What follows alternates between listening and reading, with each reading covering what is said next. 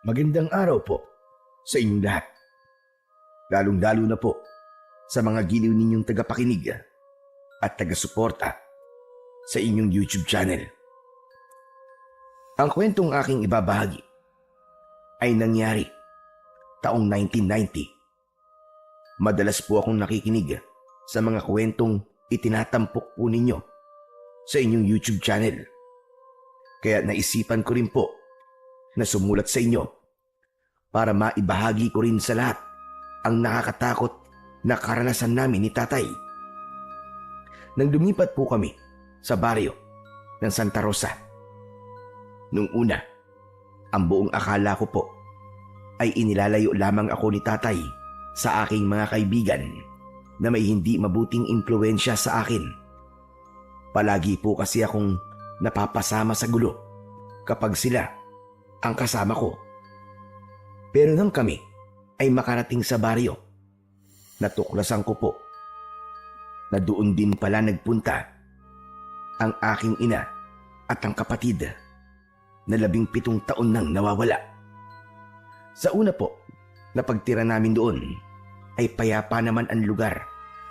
Ngunit hindi nagtagal, unti-unti naming nakikita ang tunay na misteryong itinatago ng mga tao sa baryong yon na hanggang ngayon ay hindi ko po makakalimutan.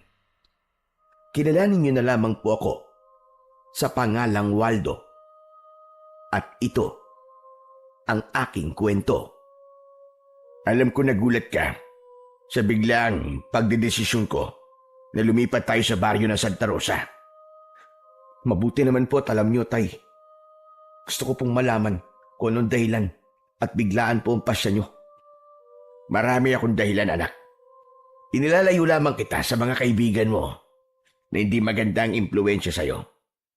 Palagi ka nalang napapasama sa gulo. Natutuwa ka ba ng ganon? Na tinatawag ka nilang berador? Tay, ipinagtatanggol ko lamang po ang aking sarili. Kung di po ako lalaban sa kanila, lumalabas po na duwag ako. At kapag ginayaan ko naman po sila, baka ako naman po ang pinaglalamayan ngayon. Kaya nga iniiwas na kita sa kanila, anak. Hindi sa lahat ng oras ay palagi mo may pagtatanggulan yung sarili. Paano kung bigla na lamang may tumaydor sa'yo? Iisa lang ang buhay, anak. Kaya sana'y mag-iingat ka. At bilang ama mo, masyado na ako nag-aalala para sa'yo. Kaya tama lang ito naging desisyon ko, ang lumipat sa baryong yon. Hindi po ako naniniwalang yun lang po ang dahilan nyo, tay. Sa palagay ko po, meron pa po kayong hindi sinasabi sa akin. Ay nako, Waldo. Bahala ka na sa gusto mong isipin. Teka, bakit naman hanggang dito nakasukbit ang itak mo sa bewang mo? Kaya siguro pinagtitinginan tayo ng mga tao kanina Dahil dala mo yan. Itago mo na nga yan. Tay, pati ba naman to, pinakikialaman niyo pa? Hindi kita pinakikialaman. Ilagay mo sa tamang lugar ang pagdadala mo ng itak. Para ka namang sasabak sa gira niyan Nasa loob tayo ng bus Baka mamaya niyan umakyat dito mga pulis. Tapos isipin nila na may binabala kang masama sa mga pasahero. Uso pa naman ngayon ang huldapan. Pero tay, hindi po kasi ako komportable kung wala po to sa bewang ko. Para bang palagi po ako nag-aalala. Ay nako. Sige na, itago mo na yan. Mamaya mo na lang isukbit yan kapag nakarating na tayo sa baryo. Sige na. Pabira naman talaga, oo. Ako kinakabahan sa ginagawa mo Sige na nga po, tatago ko na po. Baka kung saan pa makarating ang usapan natin. Mabuti naman. Para naman mapanatag na ang kalooban ko. Sige na, itago mo na yan. Oo na po. Ay tay, maiba ako. Sigurado po ba kayo dun sa lugar na pupuntahan natin? Oo naman. Maganda sa lugar na yon. Ang sabi ni Aling Tess. Tahimik, malayo sa gulo, at malayo sa mga kaibigan mong pasaway. Ang sabi niya, marami raw ang pumupunta sa lugar na yon at hindi na raw bumabalik. Ibig sabihin daw nun, nagugustuhan nila ang lugar, kaya ayaw na nilang umalis. Ay nako, para sa akin, baka meron din na ibang dahilan kung bakit hindi sila nakakabalik. Tay, mahirap po maniwala sa taong hindi pa naman yata nakakarating ng Santa Rosa. Hindi yun ang iniisip ko, anak. Tiwala ako na magandang lugar na yon at habang tama yun para sa ating dalawa. Ay nako, wala na talaga ako masasabi sa inyo, Tay. Planado nyo na ang paglipat sa baryong yun. Kaya lang po, nag-aalala po ako. Para kasing nakakatakot sa lugar na pupuntahan natin eh. Bakit mo naman nasabi yan, anak? Hindi pa nga tayo nakakarating sa lugar na yun. Tapos sinuhusgaan mo na kagad. Kita naman po, tumingin po kayo sa labas ng bintana. Kanina pa po tayong bumabiyahe, pero hanggang ngayon, wala pa rin tayong nakikitang bahay sa gilid ng kalsada. Kahit tao man lang sana na naglalakad. Maliban sa malawak na talahiban at palayan, wala nang ibang magandang tanawin sa lugar na to. Sus, ikaw lang ang gumagawa ng dahilan para takutin ang sarili mo. Hindi na ako nagulat na ganyan ang itsura ng lugar na pupuntahan natin. Dahil dati akong laking probinsya, anak. Ganito talaga ang itsura, lalo na at liblib ang baryo ng Santa Rosa. Kaya huwag ka na mag-isip ng kung ano-ano.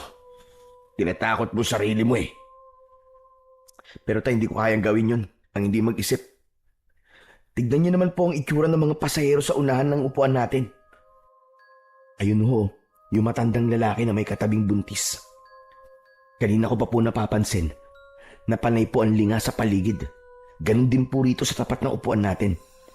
Napapansin niyo po ba ang dalawang lalaki na panay ang tayo at tingin sa unahan ng sasakyan? Halata naman sa kanila na nag-aalala rin sila sa lugar na pupuntahan natin. Kung nag-aalala sila, eh bakit hindi pa sila bumaba at wag nang tumuloy? Ay nako, basta alam ko, tumigil ka na sa kapapansin mo sa mga kasama nating pasahero. Pati ako kinakabahan sa mga pinagsasasabi mo eh. Tay, sinasabi ko lang naman po kung anong napapansin ko. Sanay ako sa pakikihalubilo sa mga tao, kaya kabisado ko kung anong ibig sabihin ng kanilang mga kinikilos. Natitiya ko po na pareho kami ng nararamdaman. Nag-aalala rin po sila sa itsura ng lugar. Kahit na ano pa ang itsura ng lugar na pupuntahan natin, hindi na magbabago ang desisyon ko, anak. Doon na tayo titira at huwag ka nang kumontra. Tay, magsabi nga po kayo sa akin ng totoo. Ano po ba talaga ang totoong dahilan? At gustong-gusto niyong lumipat tayo sa baryong yun. Gusto kong hanapin ang iyong ina at ang iyong kapatid. Ano po? Pambihira. Sinasabi ko na nga ba't meron kayong ibang dahilan eh? Eh bakit po natin nahanapin si nanay? Hindi po ba't iniwan niya tayo? Niloko po niya tayo. Ang sabi niya bibisita lang siya sa kanyang mga magulang. Pero anong ginawa niya? Hindi na siya bumalik. Hindi mo ako naiintindihan, anak. Kahit 17 taon nang nakakalipas, ay umaasa pa rin akong muli ko siyang makikita. Mabubuo pa ang pamilya natin. Pero tay, iniwan niya po tayo. Wala na tayong naging balita mula sa kanya. Kaya imposibleng mabuo pa po ang pamilya natin. Kung nalaman ko po kagad ang totoo niyong dahilan, mas lalo akong hindi sasama sa inyo eh. Hindi po ako makakapayag sa gusto niyong mangyari. Tay, bumalik na po tayo. Huwag na po nating hanapin si nanay. Tumahimik ka nga. Nanay mo pa rin si Marisa at kasama niya ang kapatid mo. Kaya sa ayaw at sa gusto mo, sasama ka sa akin at hahanapin natin sila. Wala na akong nagawa nang sabihin yun ni tatay. At pagkatapos ay ibinaling niya ang kanyang paningin sa labas ng bintana.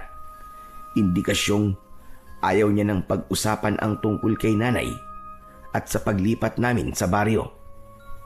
Habang nasa loob kami ng sasakyan, ay hindi ko maiwasan ang hindi suriin ang lugar na aming dinadaanan. Maging ang ibang tao na naroroon ay hindi rin napapakali sa kanilang upuan. Pagkalipas ng ilang oras na pagbiyahe, sa wakas ay narating namin ang unang tigilan ng sasakyan. Kami ang unang bumaba ng bus. Pag alis ng bus ay natuon sa amin ang atensyon ng mga taong naroroon. Bumundo lang kaba sa akin dibdib nang mapansin ko ang kakaiba nilang pagtitig. Mula ulo hanggang paa ang tingin nila sa amin na para bang sinusuri nila ang aming pagkatao. Maya-maya pa ay napako ang atensyon namin sa isang matandang lalaki na panay ang sulyap sa aming mga dala. Nagtitinda siya ng mais sa gilid ng kalsada. Nagkatinginan kami ni tatay. Saka kami nagdesisyon na lapitan ito para magtanong. Pagkalapit namin sa matanda, ay si tatay na ang nakipag-usap dito. Tatang, mawalang galang na po sa inyo. Pwede po ba magtanong? Ito po ba ang baryo ng Santa Rosa? Tumango ang matandang lalaki bilang tugon sa tanong ni tatay. Saka nagpalinga-linga sa paligid. Pero hindi siya nagsasalita. Tuloy lang siya sa pagpaypay ng inihaw na mais. Kaya naman, inulit ni tatay ang pagtatanong. May alam po ba kayo na paupa ang bahay na maaari po naming matuluyang pansamantala? Kumunot ang noo ng matandang lalaki. Bumakas sa kanyang muka ang pag-aalala at pagtataka. Pero bigla siyang tumayo at itinuro ang direksyon sa makipot at mabatong kalsada na papasok sa kakahuyan. Marami pong salamat, tatang. Sige po, tutuloy na po kami. Halika na, anak. Nilingon ako ni tatay dahil hindi ako kumibo ng mga oras na yun. Gusto kong makita kung bakit parang kakaiba ang mga taong naroroon. Pakiramdam ko hindi na ako humihinga dahil sa labis na pag-aalala. Anak, tara na. Malayo pa lalakarin natin dahil sa tingin ko, itong lugar na to ang pinakabukana lang ng baryo ng Santa Rosa. Kaya naman, inayos ko ang aking dalang backpack. Pagkalayo namin sa mga tao, saka ko naman inilabas ang aking itak. Isinukso ko yun sa aking bewang at itinago sa ilalim ng aking damit. Pagkatapos nun, ay nagsimula na kaming maglakad ni tatay. Habang tinatahak namin ang daan, ay mas lalo kong nakaramdam ng pagkailang. Para bang may mga mata pa rin na nakatingin sa amin kahit wala naman akong nakikitang ibang tao sa lugar na yon. Tay, alam nyo, parang may mali sa baryong to. Hindi po ba kayo nag-aalala? Paano naman ako mag-aalala? Wala naman tayong ginagawang masama. Hindi tayang ibig ko pong sabihin. Ang lugar na to, tay. Para bang may mali. Tignan niyo po ang gilid ng kalsada. Malalalim ang bangin. Wala akong makitang mga bahay na nakatayo at masyado pong tahimik. Hindi po ba't parang nakapagtataka? Walang nakapagtataka sa ganun, anak. At isa pa, ito nga ang gusto ko eh. Malayo sa kaguluhan, tahimik ang paligid. At kahit papano, mapapanatag na ang loob ko na mailalayo na kita sa mga kaibigan mo. Pero tay, hindi po ako mapapanatag sa lugar na to. Huwag ka na nga mag-isip ng kung ano-ano, anak. Wala ka na rin naman magagawa eh. Nandito na tayo. Bilisan mo na lang ang paglalakad para makahanap na tayo ng bahay. Sa palagay niyo po ba, tay? Tama po ang daan na to. Nagsasabi po kaya ng tamang direksyon ng matandang lalaki kanina? Oo naman. Kaya nga sa matandang lalaki ako nagtanong eh, para hindi tayo lokohin sa direksyong ituturo niya sa atin. Nakaayan na oh. May nakasulat sa arko. Ito na nga ang baryo ng Santa Rosa. Dahil nakita ko rin ang nakasulat sa arko, hindi na ako nagtanong. Ipinagpatuloy na lamang namin ang paglalakad papasok sa lugar na yon. At sa loob nun, tumambad sa aming paningin ang mga bahay na gawa sa kugon at kawayan. Malalayo ang distansya ng mga bahay sa bawat isa. At ang mga tao, abala sila sa kanilang mga gawain. Nang makita nila kami, pumasok sila sa kanilang bahay at pinagsarahan kami ng mga bintana at pintuan. Hala, tay! Bakit po sila nagtatago? Siguro, hindi sila sanay na may dayo sa kanilang lugar. Ganun lang yun.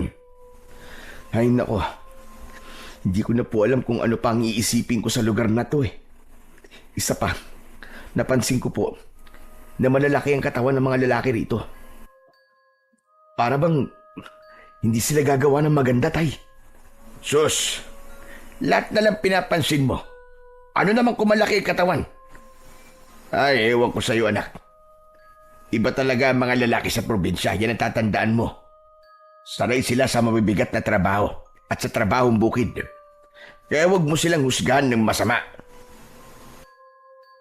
Kapag papatuloy namin sa paglalakad, hindi sinasadyang may nadaanan kami na sugatan na unggoy. Nanginginig ang kanyang katawan at nanghihingi sa amin ng pagkain. Mabuti na lang at may dala kong tinapay na binili ko bago kami sumakay ng bus. Yun ang ibinigay ko sa unggoy na agad naman na umalis sa aming harapan. Sinundan namin ang unggoy, ngunit nawala siya sa madilim na bahagi ng kakahuyan. Kawawa naman po ang unggoy na yun, tay. Parang dadalhin pa niya sa kanyang pamilya ang pagkain na ibinigay ko sa kanya. Tama ka, anak. Siguradong may pamilya siyang hahatiran ng pagkain. Mabuti na lang at may dala kang tinapay. Anak, tama yan ha. Panatilihin mo maging mabuting tao sa mga hayop. Dahil baka dumating ang araw, sila pa pala ang magliligtas sa'yo kapag nalagay ka sa kapahamakan. Hindi po ba't yun naman po talaga ang kinagisnan kong paalala mula sa inyo, tay?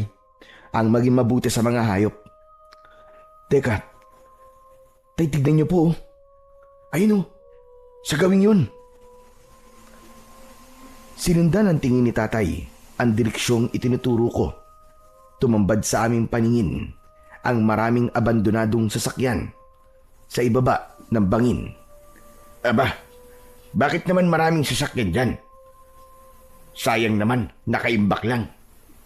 Teka, sino kayang nagtapon ng mga sasakyan sa lugar na yan? Tay, lapitan po kaya natin para malaman po natin kung ano dahilan at itinapon ng mga sasakyan dyan. Mabuti pa nga, mukha kasing bago pa ang iba eh. Halika na. Bumaba kami ni tatay sa may hindi naman kalaliman na bangin para tignan ang iba't ibang klase ng mga sasakyan. Pagsapit namin sa kinaroroonan ng mga sasakyan, pinagmasdan namin yung mabuti. Ay, grabe! Sobrang daming sasakyan dito.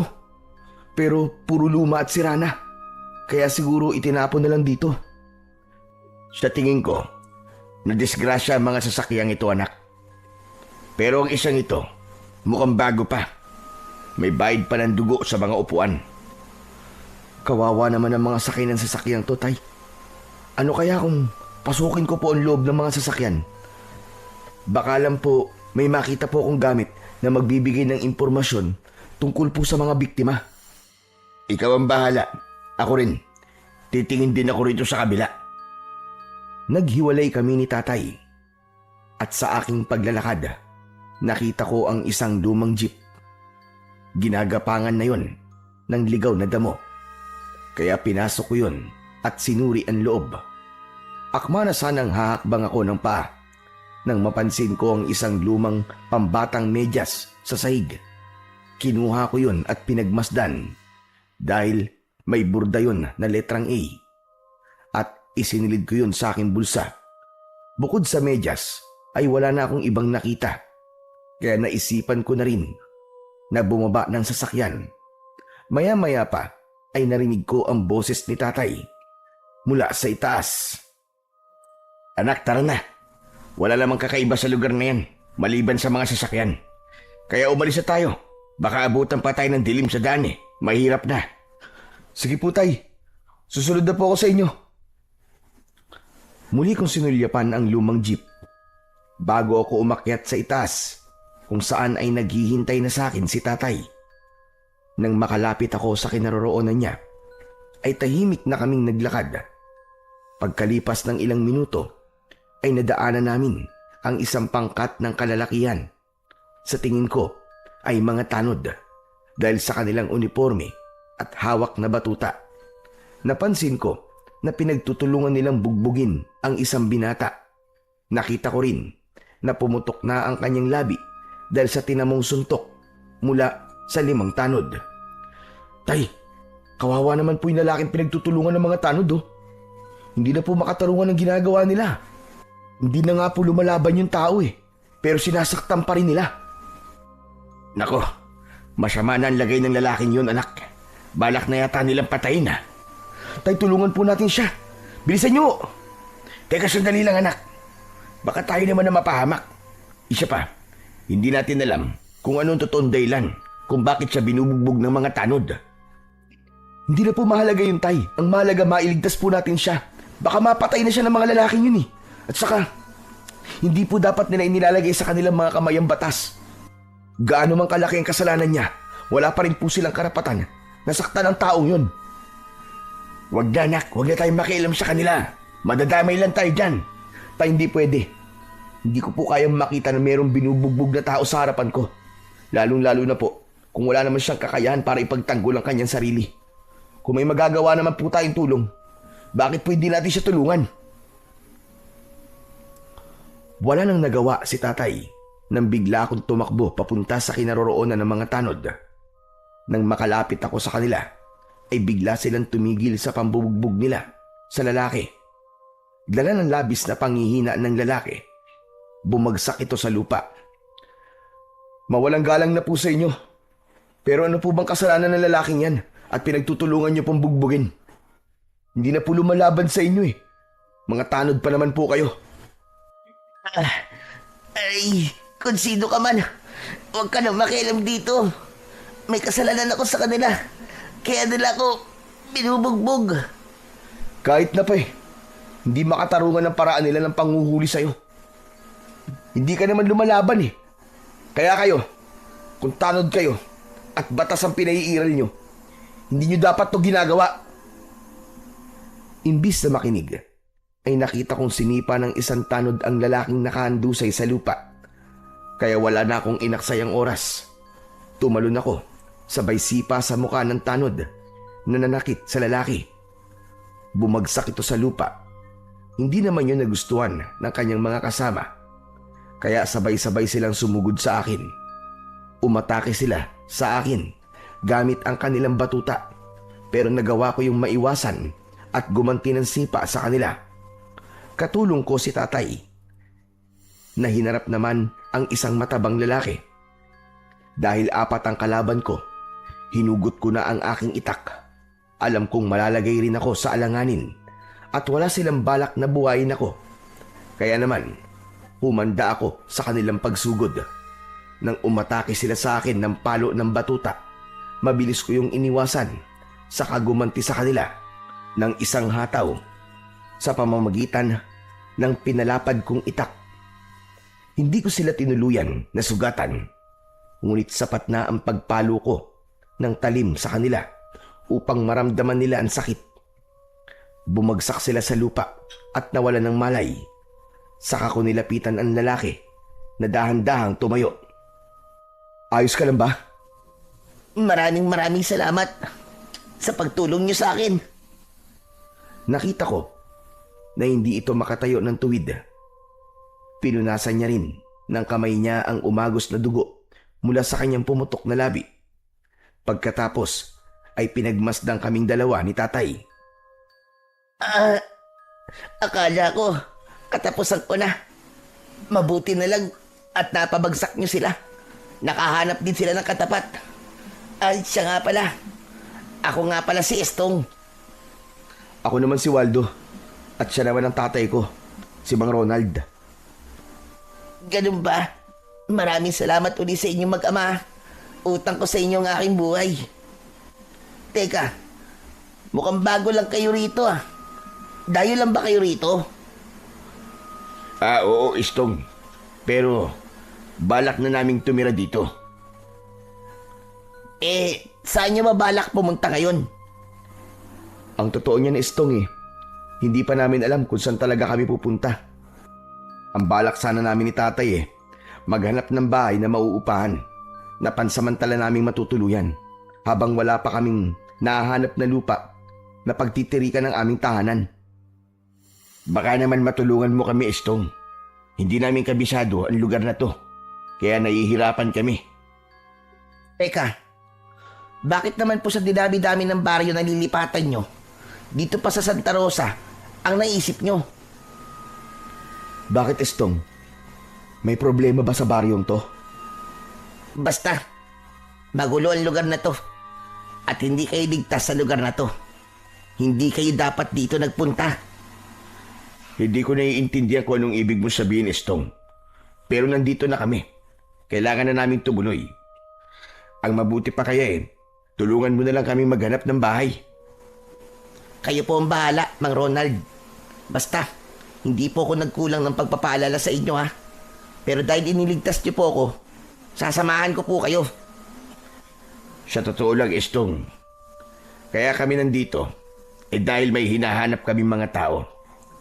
Pero hindi na muna yun ang mahalaga. Kailangan na muna namin na matutuluyan ng aking anak. Sige po, total naman po mahalaga ang sadya nyo sa lugar na to. Sasamahan ko po kayo. Tara na po, sumama po kayo sa akin. Iatid ko po kayo sa bahay ni Mang Badong. Po may-ari ng bahay na uupahan at siya rin po ang sekretaryo ng barangay. Sa kanya rin po kayo magpapalista ng pangalan nyo para sa ID kung dito nyo na po balak na tumira. Teka. Bakit kailangan pa naming kumuha ng ID? Yun po kasi ang patakaran sa baryong to. Para na rin po sa kaligtasan nyo. Hindi ko pinansin ang sinabing yun ni Estong. Sumama na kami sa kanya. Ipinagpatuloy namin ang paglalakad. Pagkalipas ng ilang minuto, narating namin ang lugar na sinasabi ni Estong. Merong 5 bahay na nakatayo sa gilid ng kalsada. Itinuro ni Estong ang isang malaking bahay sa gitna. Gawa yun sa kawayan at anahaw. Yan po ang bahay na paupahan po ni Mang Badong. Yan na lamang po ang bakante. Sa tingin ko po, pwede na po yan sa inyong mag-ama. Maraming salamat sa iyo, Estong. Sige na po, pumasok na po kayo sa loob. Nang makita niyo po si Mang Badong, palagi po kasi niyang nililinisan ang bahay na yan Maraming salamat sa iyo, Estong ha. Wala nga naman yun. Ay siya, sige po. Kailangan ko na pong umuwi para magamot ko na po yung sugat ko. Sigurado ka ba na kaya mong umuwi ng mag-isa? Opo, Mang Ronald. Mag-iingat na lang po kayo ni Waldo. Pasensya na rin po kung pati po kayo nadamay po sa problema ko. Sige po, tutuloy na po ako. Ilang sandali pa ay iniwan na kami ni Estong. Saka namin binalingan ng tingin ang itsura ng bahay. Nanatili kaming nakatayo sa labas ng bakuran. Mana sanang magtatao po pa kami sa taong nagbabantay ron nang bigla naming narinig ang boses ng isang lalaki mula sa loob ng bakuran. Binuksan niya ang tarangkahan at sumilip ang isang lalaking balbas sarado. Sino kayo? Anong kailangan nyo? Bakit nasa tapat kayo ng aking bakuran? Magandang araw ho. Kayo po ba si Mang Badong? Yung may-ari po nitong bahay na pinapaupahan? Oo, ako nga. Bakit mo na itanong? Dito po kasi kami itinuro ni Estong. Si Estong? Opo, siya nga po. Teka. Bakit nga ba kayo dinala rito ni Estong? Kailangan kasi namin ng anak ko ng bahay na matutuluyan. Balak kasi namin na dito tumira sa baryo nyo. Kapag nakahanap na kami ng bahay na permanente naming matitiran, lilipat kagad kami. Wala namang masama kahit tumagal pa kayo sa bahay ko. Mahalaga naman ang bayad. Mabuti naman ang baryo namin na napili niyong lipatan. Maganda sa lugar namin. Tahimik at malayo sa gulo. Isa pa, matagal nang bakante ang bahay na to. Kaya kahit hindi kayo nagmamadali sa paghanap ng inyong matitiran, ayos lang. Mabuti naman pala kung ganun. Halina kayo sa loob, pumasok na kayo. Naku pagpapasensyaan nyo na kung hindi kagandahan ng bahay ko. Pero sigurado, na magiging komportable naman ang pagtira nyo rito. Maiba nga pala ako ng usapan. Napansin ko na para bang hindi kayo pamilyar sa akin. Mukhang dayo lamang kayo sa lugar namin at nanggaling pa kayo sa malayong lugar. Tama ka, Badong. Gusto ko kasing tumira sa baryo na tahimik at malayo sa gulo. Nako, ang Santa Rosa ang sagot sa lugar na gusto mo.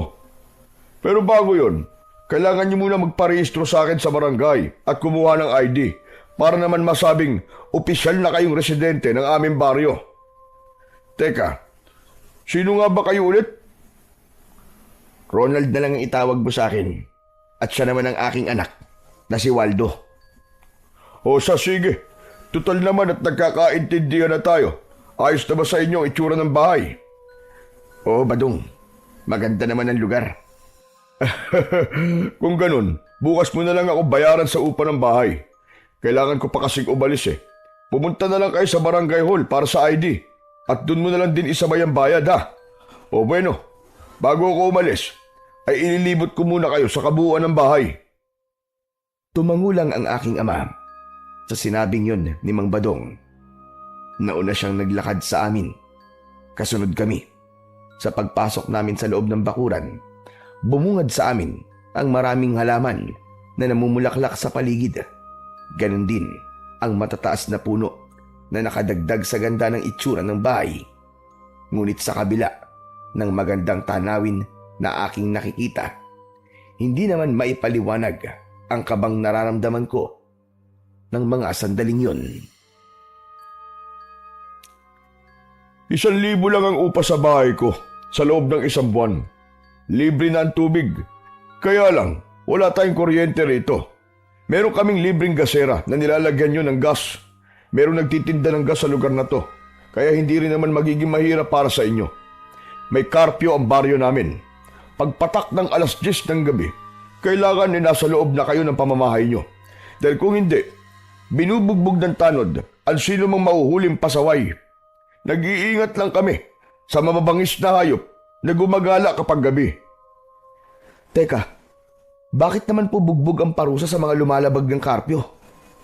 Matitigas kasi ang ulo ng mga tao rito Kapag mabait ang nagpapatupad ng karpyo, binabaliwala nila ang batas. Samantala kung tutuusin naman, ay para rin yun sa kanilang kaligtasan. Kaya naman, napipilitan kami na bigyan sila ng marahas na leksyon. Nang marinig ko yun, bigla kong naalala ang nangyari kay Estong.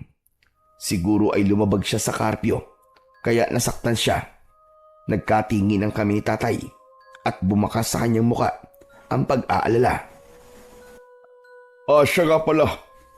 May mga kapitbahay kayo rito. Huwag nyo na lamang silang papansinin kung ano makikita nyo sa kanila. Para iwas away. Sige, Badong. Gagawin namin ang mga sinabi mo. Maraming salamat. Kung ayos na sa inyo ang mga napag-usapan natin, maaari na kayong pumasok sa loob ng bahay at ibaba ang inyong mga gamit para naman makapagpahinga na kayo ng maayos. Basta kapag may problema kayo, huwag kayong mahiyang magsabi sa akin Malapit sa barangay hall ang bahay ko at hindi naman yun malayo rito. Basta mga biniling ko, iwasan yung lumabas ng bahay lalo na kung gabi na. Abay nagkalat kasi ang mababangis na unggoy sa paligid. Marami pong salamat, Mang Badong. Mag-iingat po kayo. Tumango si Mang Badong bilang tugon sa sinabi ko.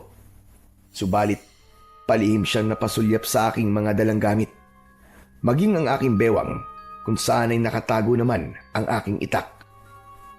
Nang tuluyang makaalis si Mang Badong, pumasok kami sa loob ng bahay. Malinis ang bahay. Walang ibang gamit maliban sa gasera at kaldero. 2 ang silid at sakto yun sa aming 2 ni tatay. Nang maiayos namin ang aming mga gamit, ay nagpahinga kami sa loob ng aming kwarto.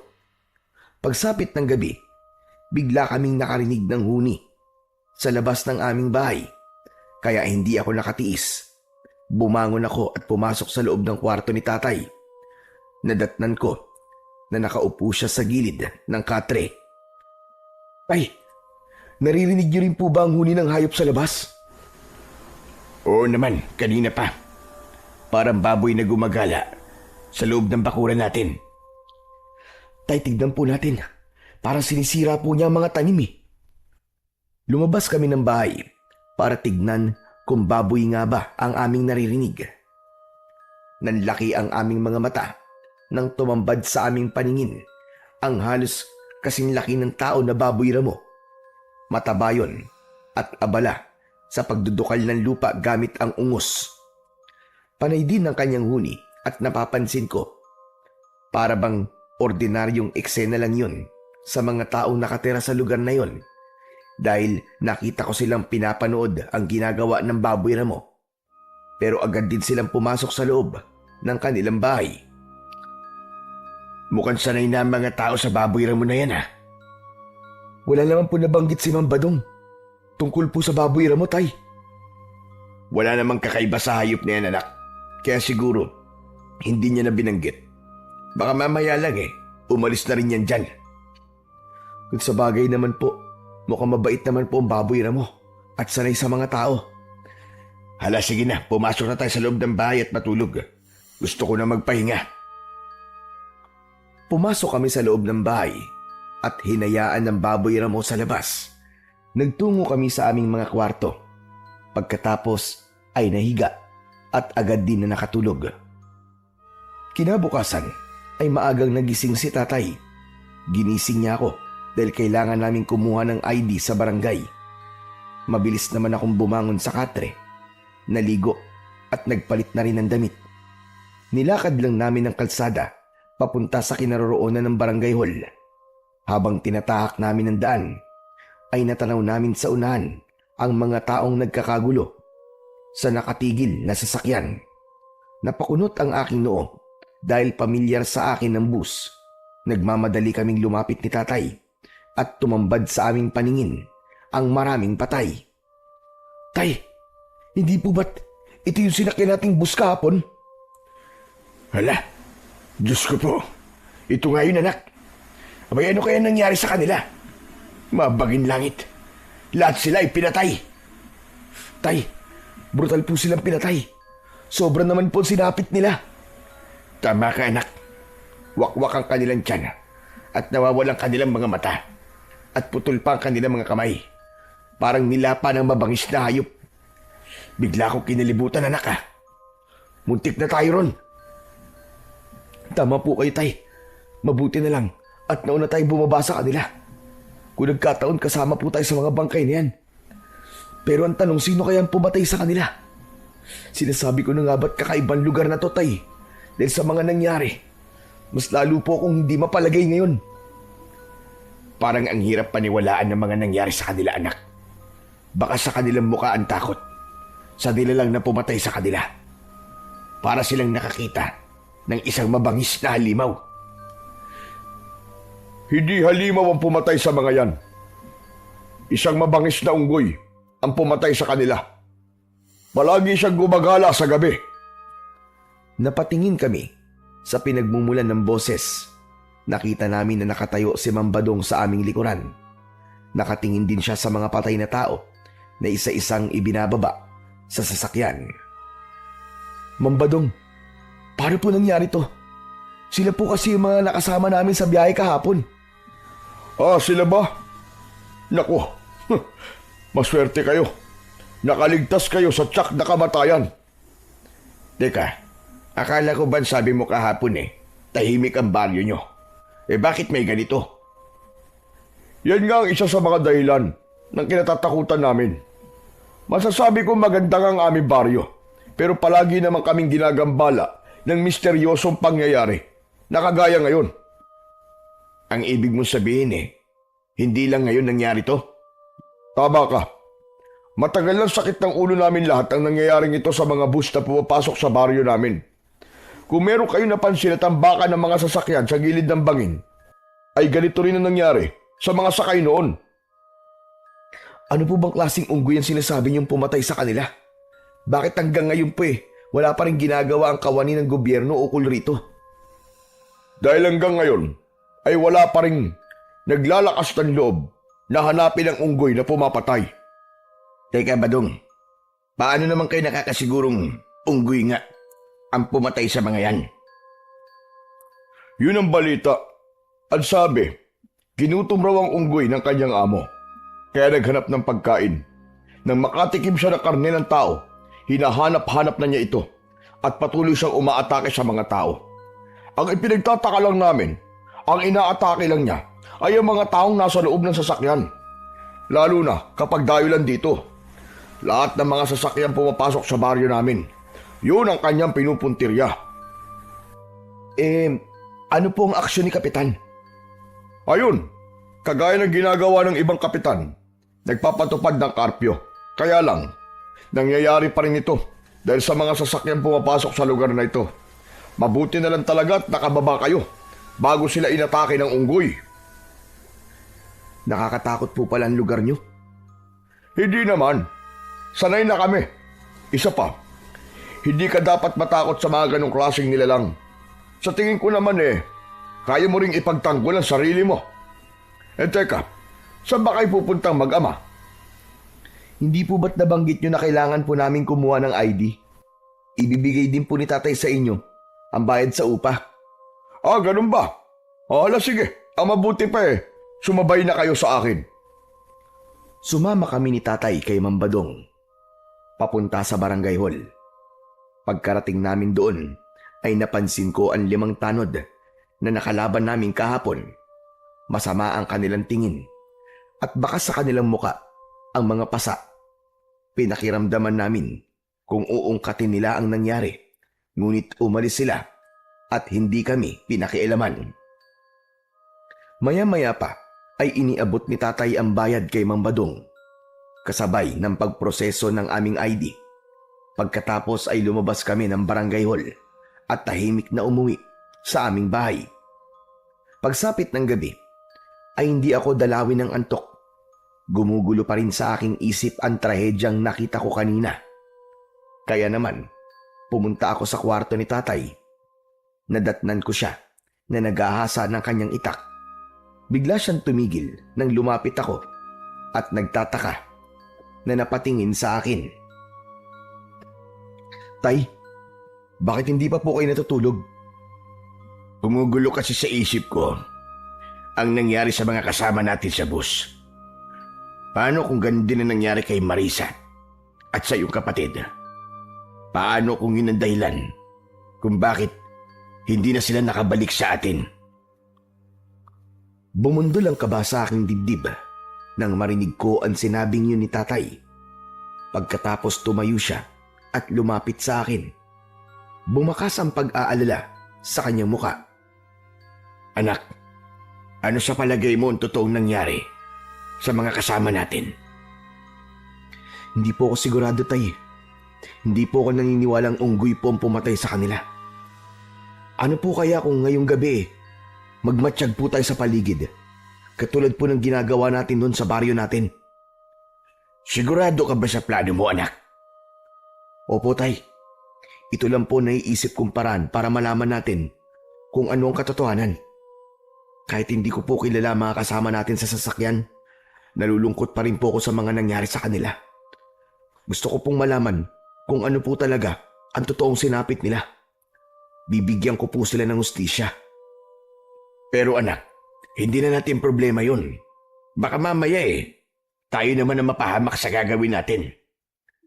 Pero tay, hindi rin naman po ako matatahimik kung mananatili tayong buhay at ang mga kasama natin ay pinatay lahat. Paano naman po yung mga pamilya nila na nag-aalala sa kanila? Isa pa, tay, paano po kung ganun din nga nangyari kay nanay at sa kapatid ko? Parang gusto ko po magsisi sa mga sinabi ko kahapon tungkol kay nanay. Bigla po ako natakot, tay. Paano po kung kasama sila sa mga naging biktima ng mabangista nila lang na yun? Diyos ko, sana naman ay hindi, anak. Sana ay hindi sila napahamak. Para akong binuhusan ng malamig na tubig sa labis na pag-aalala para sa aking ina at kapatid. Nang mga sandaling yon ay para bang bigla kong nawalan ng pag-asa na buhay pa sila. Dahil doon, mas lalo kong inasam na mahanap ang nilalang na pumatay na mga pasahero sa bus. Ang mabuti pa, anak, Gawin na natin kung ano naiisip mong plano. Hala, sige na. Ihanda mo na ang mga dadali natin. Magmamatsyag tayo sa paligid. Pero kapag wala tayong nakita, uuwi rin tayo kagad. Para hindi tayo mahuli nang nagpapatupad sa karpyo. Opo tay, mag-iingat na lamang po tayo para hindi nila malaman ang lihim nating pagmamatsyag. Mabilis kaming naghanda. Nagsuot kami ng sombrero upang wala kagad makakilala sa amin kung sakaling may makakakita sa amin. Isinukbit din namin ang aming itak sa bewang. Hindi kami nagdala ng gasera dahil maliwanag naman ang sikat ng buwan. Maingat kaming lumabas ng bahay at tinaak ang kalsada papunta sa kinaroroonan ng sasakyan. Pagdating namin doon, wala ng tao. Tay, may naisip ako. Ang mabuti po, magpanggap po tayong pasahero. Malay niyo po, biglang bumalik ang nilalang na umatake sa kanila. Ang ibig mo sabihin ipapain natin ang sarili natin, ganun ba? Opo tay, ganun na nga. Baka gumana po ang naiisip kong plano. Sumang-ayon sa akin si tatay. Umakyat kami sa bus at naupo sa unahan ng sasakyan upang madali kaming makita. Pagkatapos ay nakiramdam kami sa paligid. Anak, sigurado ka ba? Nagagana ang plano mong ito. Baka may makakita pa sa atin dito. Isipin nila na tayo ang pumatay sa mga pasahero sa bus. Tay, magtiwala po kayo sa akin. Dati ko na po itong ginagawa kapag may gusto po akong hulihin. Isa pa, naniniwala po ako na kung ang mga pinapatay ng nilalang ay ang mga tao nasa loob ng bus, maaaring makahanap po kagad tayo ng katibayan kung anong klaseng nilalang ang pumatay sa kanila. Kung sa bagay, may punto ka naman anak. Matagal kaming naghintay roon, subalit wala kaming napansin na kakaibang kilos sa paligid. Pagkalipas ng halos 20 minuto, narinig namin ang ugong ng isang baboy ramo. Nagkatinginan kami ni tatay at napatingin sa labas ng sasakyan. Tumambad sa aming paningin ang baboy damo na abala sa pagdudukal ng lupa. Yun din ang baboy damo na nakita namin sa loob ng aming bakuran kagabi. Matagal namin siyang pinagmasdan. Pambihira naman baboy damo na yan, tay. Kung saan-saan po siya nakakarating. Tuwing gabi ko lamang siya nakikitang kumakain at nagdudukal ng lupa. Sadyang ganyan naman ang baboy ramo, anak. Tsaka, wala namang kakaiba sa baboy ramo na yan. Mabuti ngayon at baka yan pa maging dahilan para magpakita sa atin ng unggoy. Tay, baka naman po hindi unggoy ang pumatay sa mga pasahero. Baka naman po ang baboy ramo na yan. Imposible yun, anak. Wala namang balita na pumapatay ng tao ang mga baboy ramo. Kung unggoy, pwede pa. Nagkakamali po kayo, tay. Meron din pong napapabalita na minsan nang pumatay ng tao ang isang baboy ramo. Magsasalita pa sana ako nang biglang dumating ang isang babaeng unggoy. Karga niya ang kanyang sanggol. Bigla itong bumagsak sa lupa mula sa sanga ng puno at hindi na kumilos. Nanatili siyang nakatayo habang nakatingin sa baboy ramo. Nakatayo rin ito at nakipagtitigan sa unggoy. Mabilis ang tibok ng puso ko dahil ang buong akala ko aatakihin ng unggoy ang baboy ramo. Ngunit nagkamali ako. Inatake ng baboy ramo ang unggoy. Akma sanang lulundag ang unggoy, ngunit naunahan ito ng baboy ramo. Kinagat nito kagad sa tiyan ng unggoy at itinakbo papunta sa madilim na bahagi ng kakahuyan. Tay, sundan po natin ang baboy ramo. Halika, bilisan mo.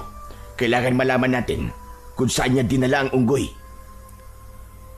Bumaba kami ni tatay sa sasakyan para sundan ang baboy ramo. Tinahak namin ang masukal na kagubatan. Pagkalipas ng ilang minuto, ay biglang tumigil sa pagtakbo ang baboy ramo. Ibinaba niya sa lupa ang wala ng buhay na unggoy sa mismong lugar na direktang tinatamaan ng liwanag ng buwan.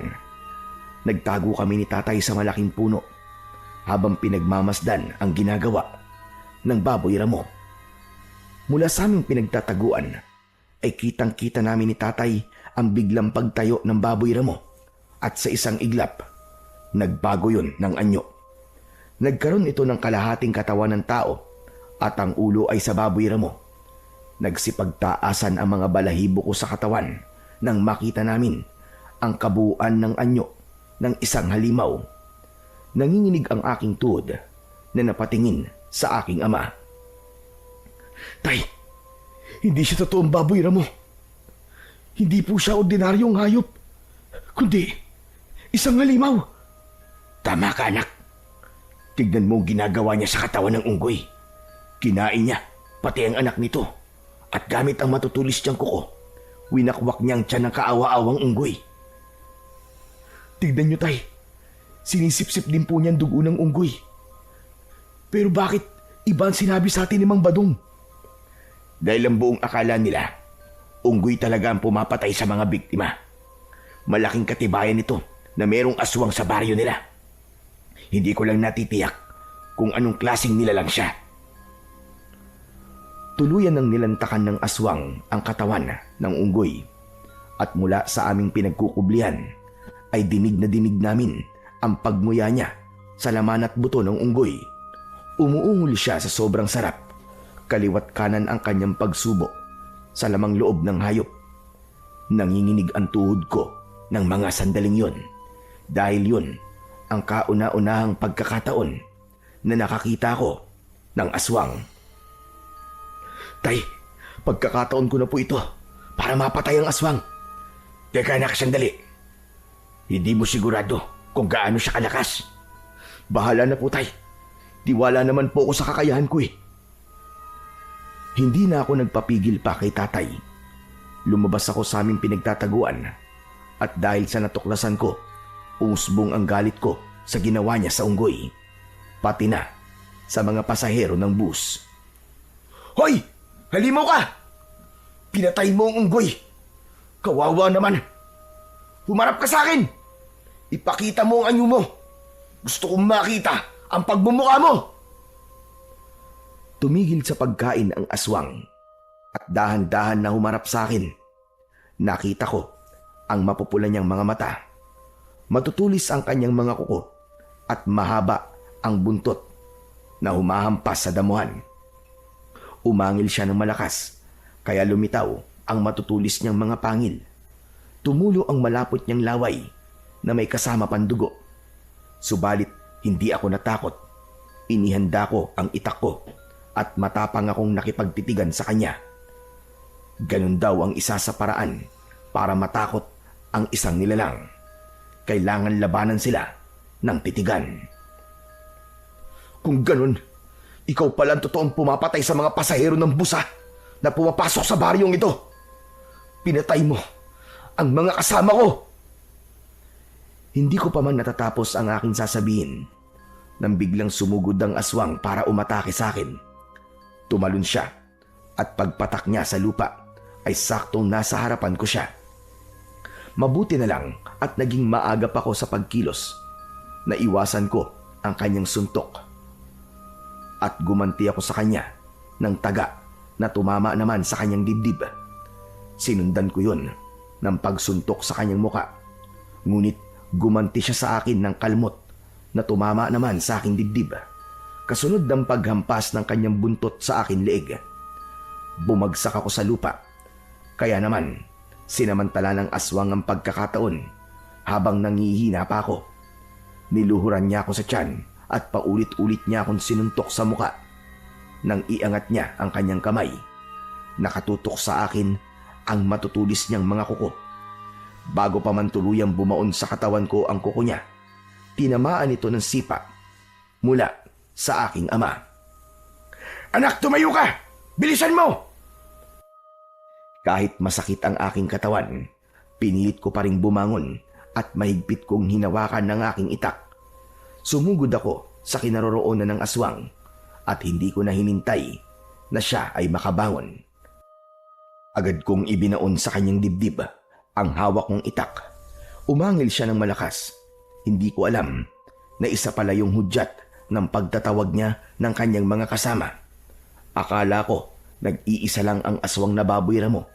Kaya nagulat kami ni tatay nang lumitaw sa likod ng mga puno ang maraming baboy ramo. Nag-anyo rin silang kagaya sa kalaban ko. Inatake nila kami, ngunit hindi ako nagpatinag. Nakipagpambuno kami ni tatay sa mga aswang. Tinamaan ako ng kalmot at kagat ng aswang sa aking binti. Si tatay naman ay tinamaan din ng kagat sa braso. Napasigaw siya sa labis na sakit. Kaya lumapit ako sa kanya at tinaga ang aswang hanggang sa bumagsak ito sa lupa. Ay, umalis na kayo! Ako na pong bahala rito! Hindi anak, lalabanan natin sila. Pero tay, parami po sila ng parami! Hindi nakinig sa akin si tatay. Tuloy lang siya sa pakikipaglaban sa mga aswang. Kaya naman, kahit nararamdaman ko ang panghihina, ay nakipaglaban pa rin ako sa mga aswang. Akala ko, katapusan na namin ng mga sandaling yon. Pero may biglang dumating. Si Estong, iniligtas niya kami. May dala siyang umuusok na bunot ng nyog, saka inihagis sa mga aswang. Nang kumalat ang makapal na usok sa paligid, nagsipulasan ang mga aswang. Umatras sila at lumayo.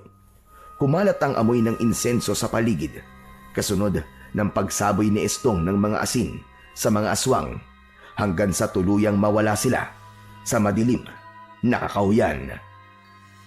Diyos ko! Waldo! Mang Ronald! Anong ginagawa niyo rito? Mabuti na lang po at narinig ko kayo. Teka, may mga sugat po kayo sa katawan na. Sinasabi ko na nga ba't kayo naririnig ko sumisigaw eh. Waldo, ano? Kaya mo bang maglakad? Oo, kakayanin ko, Estong. Agad akong inalalayan ni Estong para tumayo. Pagkatapos ay nilapitan namin si tatay na sinisira ang laylayan ng kanyang damit para itali yon sa sugat niya sa braso. Kailangan ko magamot kagad ang mga sugat nyo bago pa lumala. Tulungan mo kami, Estong. Hindi namin nakalain na yung baboy ramo pala ay isang aswang. Oo, marami nagkalat na aswang sa lugar na to. Kaya bakit kayo nandito? Anong ginagawa nyo sa gitna ng kagubatang ito? Mahabang kwento, Estong. Teka, saan mo ba kami dadalhin? Kay Lolo Tahir po. Matutulungan niya po tayo. Halina po, kailangan na nating umalis dito bago pa mawala ang usok mula sa bunot ng nyog. Agad kaming naglakad palayo sa lugar na yon habang paika-ika ako sa paglalakad. Ramdam na ramdam ko ang sakit mula sa kalmot at kagat ng aswang sa aking katawan. Pagkalipas ng ilang minutong paglalakad, narating namin ang lumang bahay sa gitna ng kakahuyan. Umuusok pa ang kalanon at bukas ang gasera sa loob ng kubo. Teka, kaninong bahay ito, Estong? Ito ang bahay namin ni Lolo Tahir. Manggagamot siya, kaya matutulungan niya tayo. Halina kayo sa loob. Baka masundan tayo ng mga aswang eh. Lo, tulungan niyo po ako. May mga kasama po akong sugatan. Mula sa loob ng bahay ay narinig namin ang yabag ng paa papalapit sa pintuan. Bumukas yun at sumilip ang isang matandang lalaki. Agad itong nagulat nang makita kami. Aba, Diyos ko po, sino ang mga taong yan? Bakit sinaduguan? Saka na po ako magpapaliwanag, Lolo. Kailangan po muna niyong gamutin ang sugat nila. Inatake po sila ng aswang. Hala, sige, pumasok kayo sa loob. Bilisan nyo. Pagpasok namin sa loob ng bahay, ay agad na isinarado ng matanda ang pintuan at mga bintana. Nagsindi rin siya ng ilaw sa loob ng kusina at nagpabaga ng apoy sa kalan. Pagbalik ay may dala na itong umuusok na bunot ng nyog. Titig na titig sa akin si Lolo Tahir. Pagkatapos ay tumingin sa kanyang apo. Ano bang nangyari sa kanila, Estong? Teka, sila ba yung sinasabi mong dayo sa baryo natin na tumulong sa'yo? Opo, sila nga po yun. Kailangan po nila ng tulong nyo, Lo. Abay sige, maluwag sa dibdib ko na tulungan sila. Salamat po, Lo. Mabuti na lang po. At napadaan ako sa lugar na yun. Mabuti na lang talaga dahil kung hindi, baka pinagtulungan na silang lapain ng mga aswang. Bakit ba kayo nagpunta sa gubat ng ganitong oras? Hindi nyo ba alam na delikado ang lugar na ito? Hindi po namin akalain na may aswang po sa baryo nyo eh. Bakit nga kayo nasa gubat? Ano bang ginawa nyo ron? Kasi po, yung kasamahan namin doon po sa bus, natagpuan po namin kanina na patay at wala na pong natira sa kanila. Sinabi po ni Ma'am Badong na mabangis daw po na unggoy ang gumawa nun sa kanila. Pero hindi po ako naniwala eh. Kaya inaya ko po si tatay na magmatsyag sa lugar na yon. Hindi naman po namin nakalain na yung baboy ramo pala ay isa pong aswang. Isang pagkakamali ang ginawa nyo. Hindi nyo dapat ginawa yun. Paano kung nakilala kayo ng mga aswang? Kung nagkataon na nakilala nila kayo, hindi nila kayo tatantanan at susundan nila kayo hanggang sa inyong tirahan. Pero hindi naman po namin alam na may aswang po sa lugar nyo, Tatay Tahir. Ngayong alam nyo na kung anong klaseng lugar ang baryong ito. Kaya nga nagtataka ko kung bakit dito kayo lumipat sa baryo ng Santa Rosa. Hindi nyo ba alam na kakaibang lugar na ito? Marami ang nawawalang tao sa lugar na ito. Dahil sa oras na makapasok sila sa baryong ito, ay hindi na sila nakakabalik pa. Naikwento na sa akin ni Estong kung sino kayo. Hala, sige na. Hubarin nyo na ang inyong mga damit at kailangan magamot kagad ang mga sugat ninyo. Tutulungan ko po kayo, Lolo Tahir. Ako na po magtatali ng tela sa kanilang sugat para hindi umakyat ang lason. Agad kaming sumunod sa utos ng maglolo. Ganon din si tatay. Mabilis ang kilos ng matanda na para bang sanay na sanay ito sa ganong gawain. Nagdikdik siya ng mga daon at inilagay sa mga sugat namin. Pagkatapos ay pinatakan niya ng langis. Kitang-kita ko na kumulo ang langis sa sugat namin. Lolo Tahir, ano pong nangyayari? Bakit bigla pong kumulo ang langis? Sapagkat pinapatay ng langis at katas ng daon ng artemisa ang lason mula sa laway ng aswang. Kapag kumalat ang lason, mapaparalisa ang buong mong katawan. Pagkatapos ay mahahawa kayo ng aswang. At kaya naman kumukulo ang langis dahil sinisip-sip nito ang lason. Kapag nawala na ang pagkulo, ibig sabihin, wala na ring lason sa sugat nyo. At hindi nyo na mararamdaman ang sakit. Ano po bang klaseng aswang ang umatake sa amin, Lolo Tahir? Sila ang mga aswang na awok. Isang nilalang na mukhang baboy ramo. Mabangis sila nilalang dahil ultimo buto ng tao ay hindi nila pinapalampas at agad na kinakain.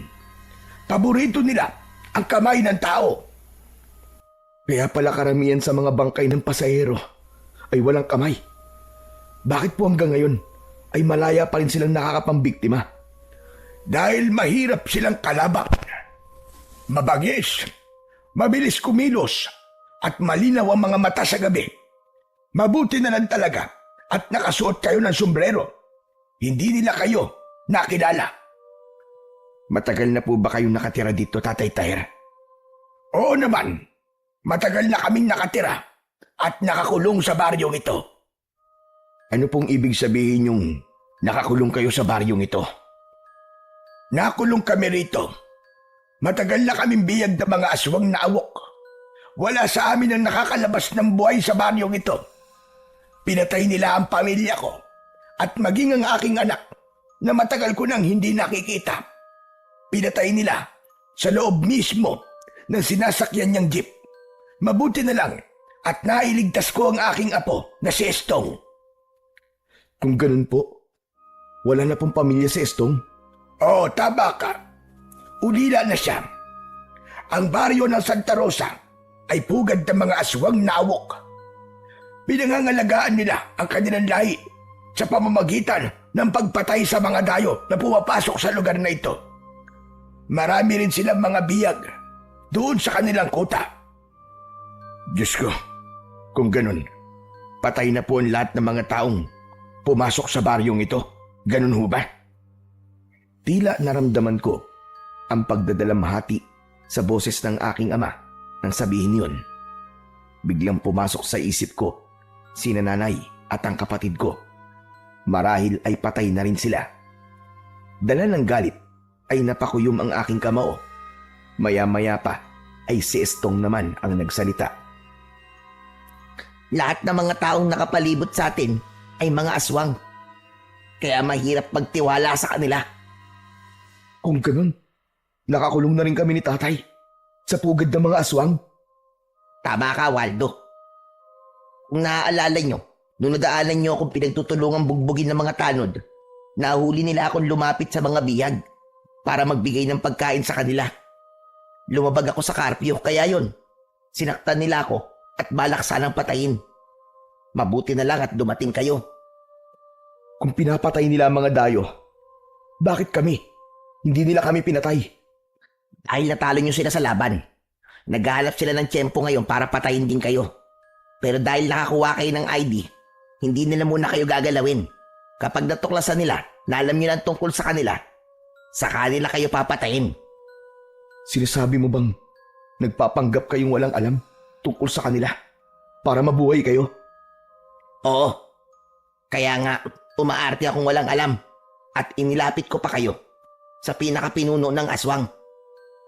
Teka, sandali. Si Mang Badong ba ang tinutukoy mo, Estong? Opo, Mang Ronald. Siya po ang pinakapinuno ng mga aswang na awok. Sandali. Kung si Mang Badong ang pinuno ng aswang, bakit wala pa rin kayong ginagawa? Humahanap lang kami ng tiyempo, Waldo. Kapag napasama kami sa biyag, hindi na kami makakahanap ng paraan para labanan ng mga aswang at itaka sa mga biyag.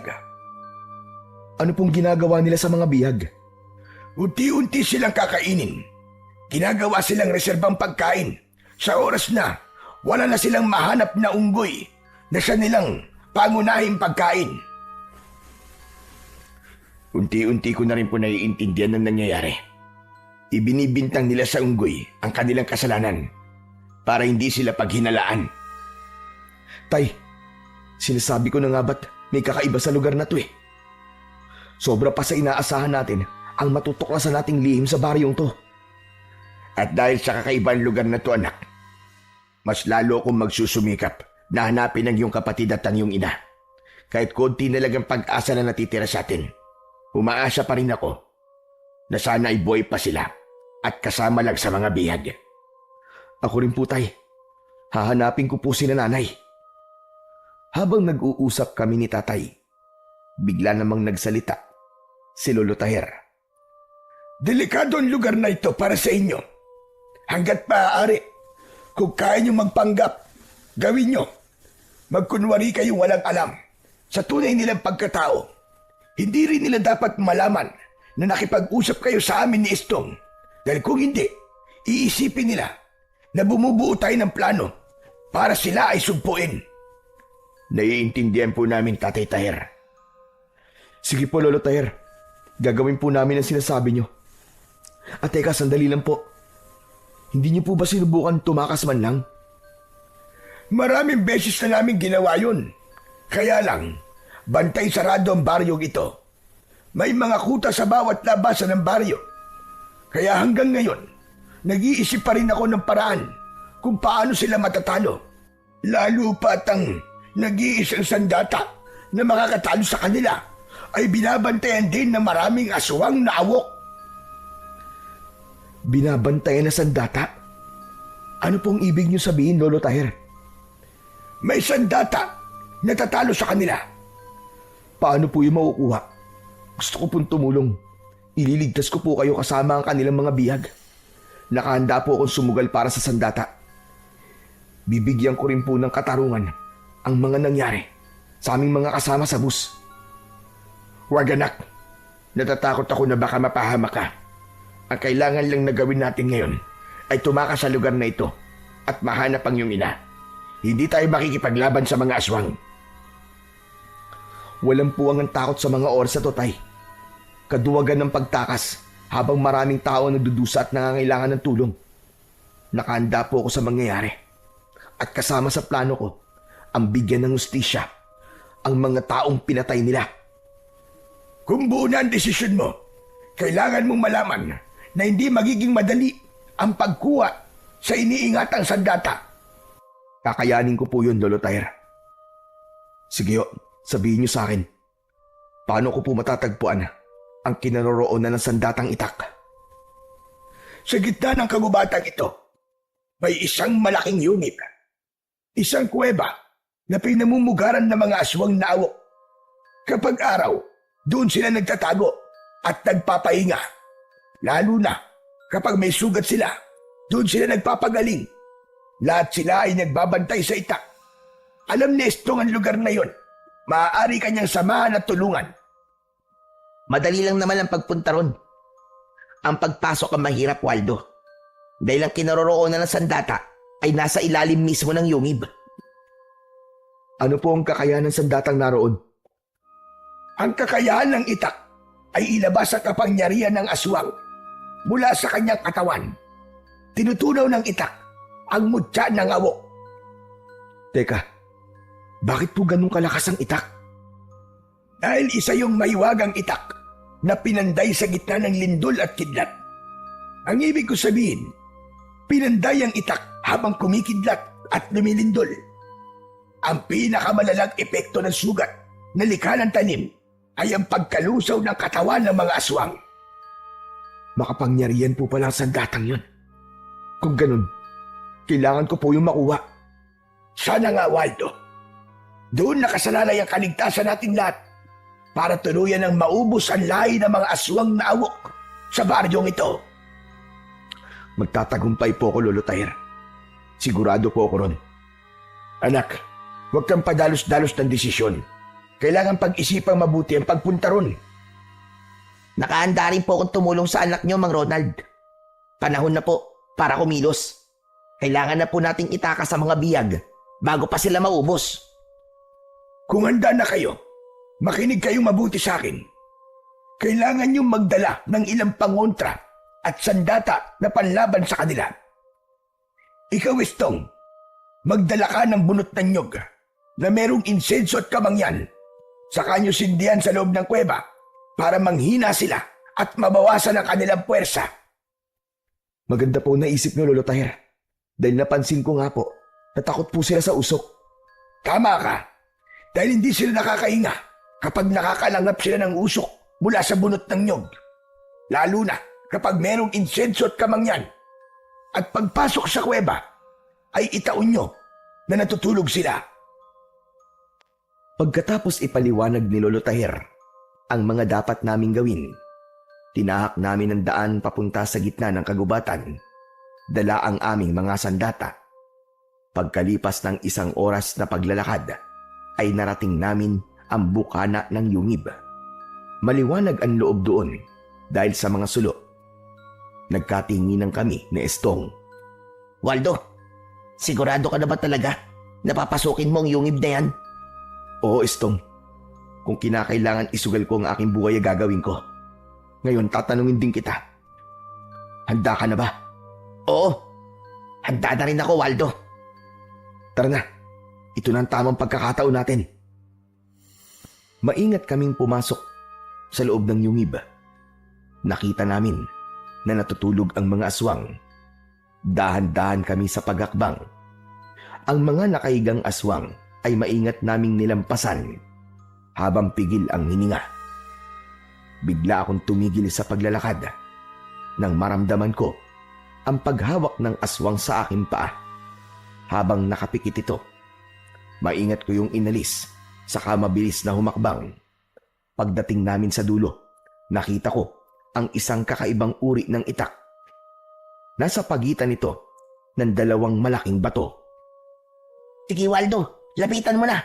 Daan-daan ka lang. Nilapitan ko ang itak. Hinawakan ko ang puluhan para sana ay bunutin. Ngunit muntik ako mapasigaw dahil napaso ako sa init ng hawakan. Mabuti na lang at maagap na natakluban ng palad ni Estong ang aking bibig. Nakita ko na nalapnos ang aking kamay at galit akong napatingin kay Estong. Bakit di mo sinabi na mainit pala ang hawakan nito? Pambihira ka naman, oo. Pasensya ka na. Nakalimutan ko rin eh. Isa pa, kasama yan sa pagsubok sa pagkuha ng sandata. Kaya kailangan mong tiisin ang init. Kailangan mo mabunot ang itak bago pa magising ang mga awok na to. Muli kong sinubukang hawakan ang puluhan ng itak. Napangiwi ako dahil sa sobrang sakit. Anak naman ng putya, oh! Paano ko ito makukuha? Ang init eh! Wala tayong magagawa.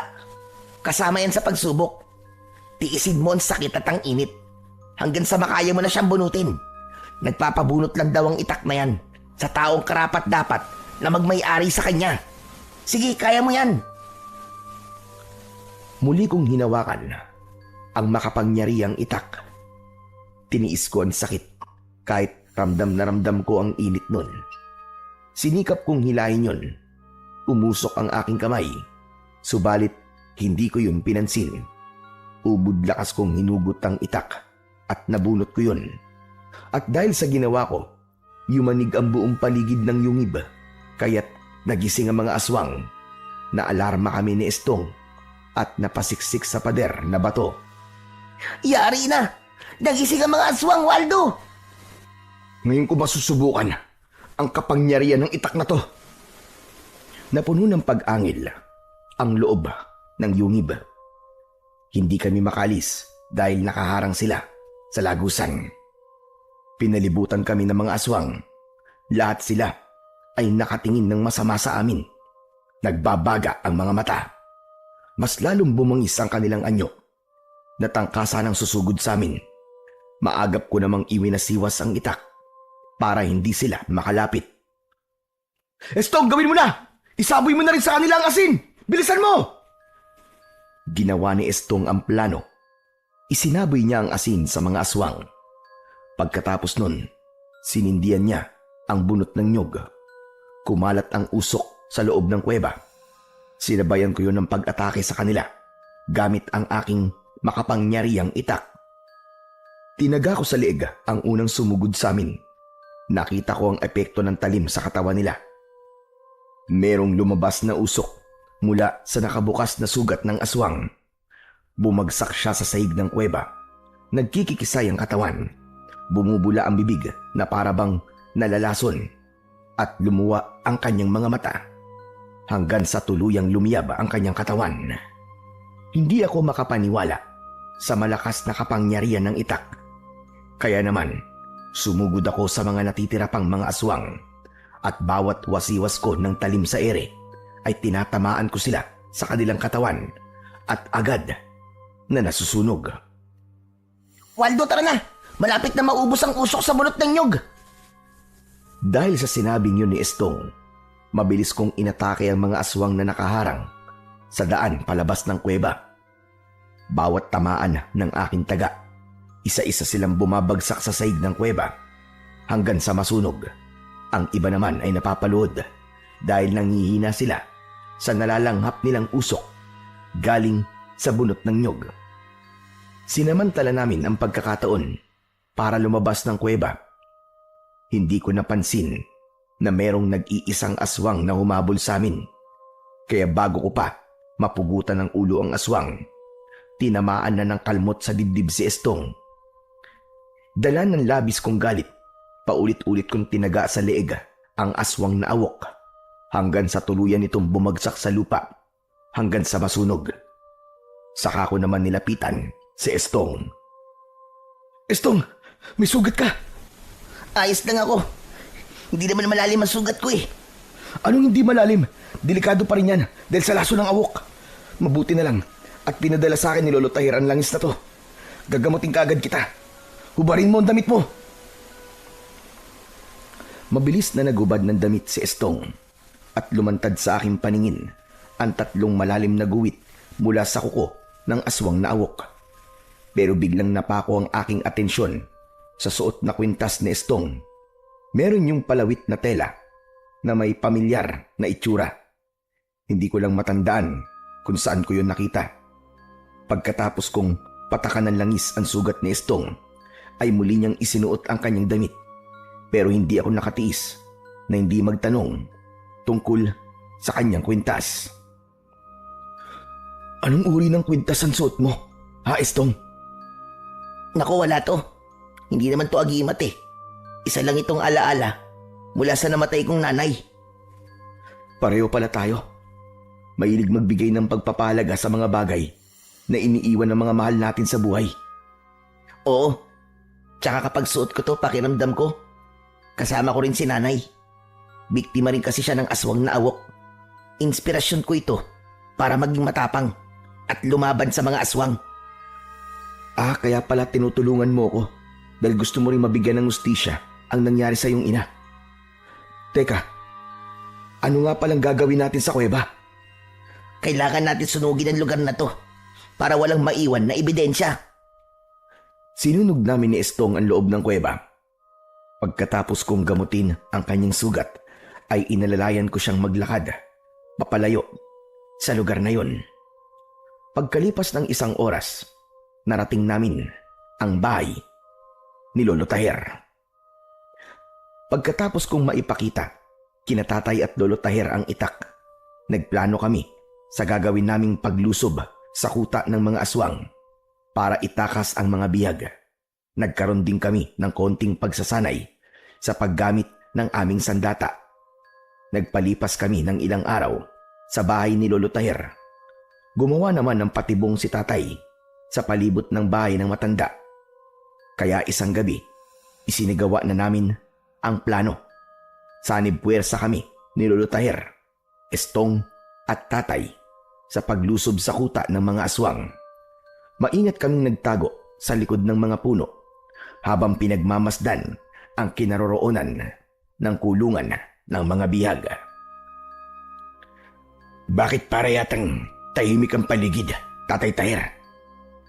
Madalas ay ganyan na nangyayari dahil abala sila sa normal nilang pamumuhay. Maaaring naghahanap sila ng mga unggoy na kanilang gagawin pagkain. Nakapagtataka naman po yata na wala silang iniwan na bantay sa mga bihag. Dahil kampante sila na walang magtatangkang itakas ang kanilang mga bihag. Hindi po ba't magandang pagkakataon na ito para sa gagawin nating plano? Kaya tara na po, habang wala pa po ang mga bantay.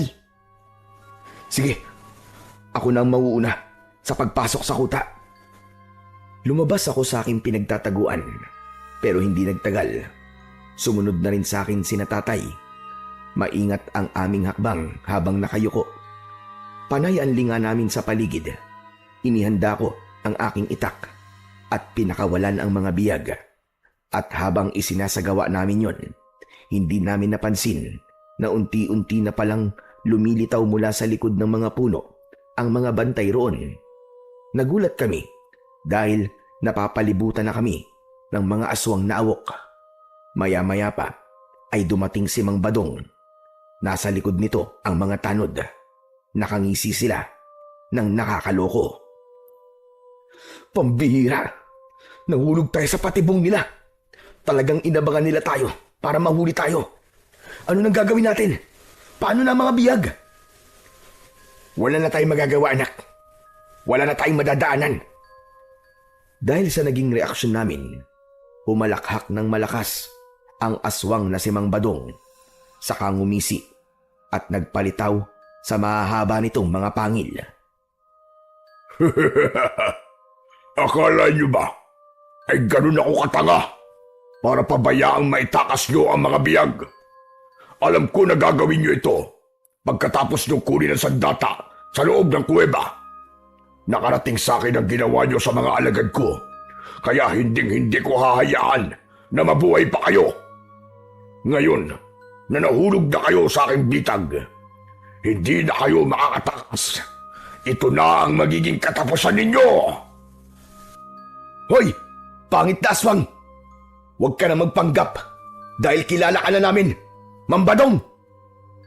Mabuti naman at kilala niyo na ako. Alam ko na rin kung anong dahilan kung bakit lumipat kayo sa baryo ko. Hinahanap niyo ang pamilya niyong sakay ng jeep. 17 taon na ang nakakalipas. Tandang-tanda ko pa ang isang babaeng pinatay ko. Kamukhang-kamukha siya ng anak mo, Ronald. Nagmamakaawa siya.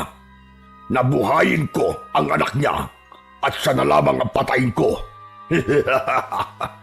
Hindi ba't ang babaeng pinatay ko ang hinahanap nyo? Tama ba? Hayop ka! Demonyo ka, Mambadong! Magbabayad ka sa pagpatay mo sa nanay ko! Papatayin kita! Dala ng bugso ng aking damdamin. Sumugod ako kay Mambadong. Akma ko na sana siyang tatagain nang biglang nilapitan ng mga alagad niya ang aking mga kasama. Subukan mo lang na lumaban. Kung hindi, mamamatay ang mga kasama mo. Sige, ibigay mo sa akin ang itak. Bilisan mo! Ano ako, tanga? Hindi ko ibibigay sa'yo ang makapangyarihang itak na to. Dahil nakipagmatigasan ako sa pinuno ng mga aswang na si Mambadong, ipinabugbog niya sina tatay sa mga alagad niyang aswang. Kaya wala na akong nagawa, kundi ang isuko ang makapangyarihang itak. Teka, tama na! Tama na, Mambadong! Huwag niyo silang saktan! Mabilis ka naman palang kausap eh. Sige, itali ang lapastangan na yan! Maya-maya pa, naramdaman ko ang paghawak ng mga aswang sa tigkabilaan kong braso. Saka inilapit sa puno at iginapos sa kuroon. Matitikman mo ngayon ang pagpapahirap na hindi mo pa nararanasan sa buong buhay mo. Pakiwalan mo ang anak ko, hayop ka! Tayong dalawa maglaban! Duwag ka! Duwag! Dahil sa galit ni Mambadong, nilapitan niya si tatay. Pagkatapos ay sinuntok niya ito sa muka. Inutusan niya rin ang mga alagad niyang awok na bugbugin sina Istong at ang matanda na si Lolo Taher. Tama na yan! Tama na! Huwag mo silang inamay! Hindi ko hahayaan na humaba ang mga sungay ninyo para lumaban sa akin. Hindi na rin kayo makakaalis sa lugar na ito. Hindi ako makakapayag na merong makaalam ng tungkol sa baryong ito. At kung makatakas man kayo, walang maniniwala sa inyo na merong aswang sa baryong ito. Nagkakamali ka, demonyo ka. Gagawin ko ang lahat para makaalis sa lugar na to. At ang ID na ibinigay mo ang gagamitin kong katibayan na nanggaling kami sa baryong ito at ipagkakalat ko sa lahat na mga aswang kayo. Biglang dumilim ang anyo ng pinuno ng mga aswang na si Mambadong. Nagulat ito sa akin sinabi, kaya dala ng kanyang galit. Isinawsaw niya ang aking itak sa nagbabagang kahoy. Pagkatapos ay ipinaso niya yon sa aking kamay. Halos mapasigaw ako sa labis na kirot. Si tatay ang hindi nakatiis. Nagpumiglas siya para makalapit sa akin. Pero bigla siyang hinampas ni Mambadong ng puluhan ng itak sa muka. Kaya naman, pansamantalang nawalan ng malay si tatay. Hayop ka talaga, Badong! Humanda ka sa akin kapag nakatakas ako rito! Ikaw ang una kong papatayin! Tatagtaran kita ng pinong-pino! Puro kasatsat na hindi ka na nga makagalaw dyan. At hindi mo na rin magagamit ang iyong kamay. Dahil sunog na yan. Kaya maghintay ka na lamang sa kamatayan mo. Umalis sila sa aming harapan. Habang sina Istong at Lolo Taher naman ay nananatiling walang imik habang iginagapos ng mga aswang. Ang mga bihag naman ay ibinalik na sa kulungan habang umiiyak at humihingi ng tulong sa amin. Ang itak ko naman ay inilagay ni Mambadong sa apoy para tuluyang tunawin. Nang mawala sila sa aking paningin, nagpumiglas ako para tumakas. Kahit sa bawat paggalaw ko ay nasusugatan ako ng lubid. Tiniis ko ang sakit, ngunit nabigo akong tanggalin yun. Pagkalipas lamang ng ilang minutong pagkakagapos, napansin ko ang isang pamilyar na unggoy na nagpalipat-lipat sa sanga ng puno. Habang nakatingin sa akin, tumalon siya at pumatak sa akin tapat. Sinuri niya ang aking muka na para bang kinikilala niya ako. Kaya naman nakipag-usap ako sa kanya na para bang tao ang kinakausap. Kaibigang Unggoy, naaalala mo ba ako? Ako to. Ako yung lalaking nagbigay sa'yo ng tinapay. Kaibigang Unggoy, pakiusap po. Tulungan mo naman akong makatakas. Kalagan mo ang tali ko sa kamay. Nakikiusap ako sa'yo. Tulungan mo kami. Tinitigan ako ng unggoy sa aking mga mata at nagulat ako sa ginawa niya. Kinagat niya ang tali sa kamay ko at nagawa niyang maputol yun. Ganon din ang kanyang ginawa kina Lolo Taher at Estong. Kaibigang Unggoy, maraming salamat sa iyo ha. Hulog ka ng langit. Umuni ito, saka umalis sa lugar na yon. Mabilis akong tumayo at nilapitan ang siga. Mabuti na lang at wala na yung apoy at hindi tuluyang natunaw ang itak. Dinukot ko ang medyas sa aking bulsa at pagkatapos ay ibinalot ko yon sa aking napasong kamay. Kinuha ko ang itak at ibinaba sa lupa upang maibalik sa dating lamig ang hawakan nito. Nang kaya ko na ang init, wala na akong inaksayang oras. Agad naming pinakawalan ang mga bihag. Waldo, sige na. Ako nang bahala sa mga biyag. Sige po. Ako naman po ang bahala kay tatay. Tara na po. Kailangan na po nating umalis dito bago pa sila bumalik. Mabilis kaming umalis sa lugar na yon. Pagdating namin sa bahay ni Lolo Taher, ay agad niyang ginamot ang sugat ko sa may kamay, pati si tatay na nagkamalay na rin. Biglang natigilan si Lolo Taher nang makita niya ang suot kong medyas na nakalagay sa aking kamay. Saka napatingin ito kay Estong na lumapit din sa amin. Lolo, sandali lang ho. Ano po nangyayari sa inyo? Bakit bigla po kayo namutla? Sa tingin ko, Estong, may bahagi sa nakaraan mo ang narito sa harap ko. Hubarin mo ang kwintas mo at tanggalin ang tali. Pagkatapos ay itabi mo sa medyas na nasa kamay ni Waldo. Maging ako ay natigilan din habang pinapanood ang ginagawa ni Estong. Nang tuluyang matanggal ang medyas, nagulat ako dahil kapareho yun sa medyas na nakuha ko sa sasakyan. Si tatay ang hindi nakatiis dahil pamilyar din sa kanya ang itsura ng medyas. Teka, Waldo, Estong, bakit hawak niyo ang medyas ng aking bunsong anak? Ha? Nagkatinginan kami ni Estong. Maging si Lolo Taher ay biglang nangilid ang luwa nang hawakan ang medyas. Waldo, iho, saan mo nakuha ang medyas na ito? Dun po, sa may luma pong sasakyan sa loob ng jeep. Hindi ko po alam na pag-aari pala ito ng kapatid ko. Kung ganun, ang hinahanap mo na sinasabi mong ina ay si Marisa ba? Lolo, paano naman po napasali sa usapan ang pangalan po ni nanay? Pumagitna ang katahimikan sa aming paligid.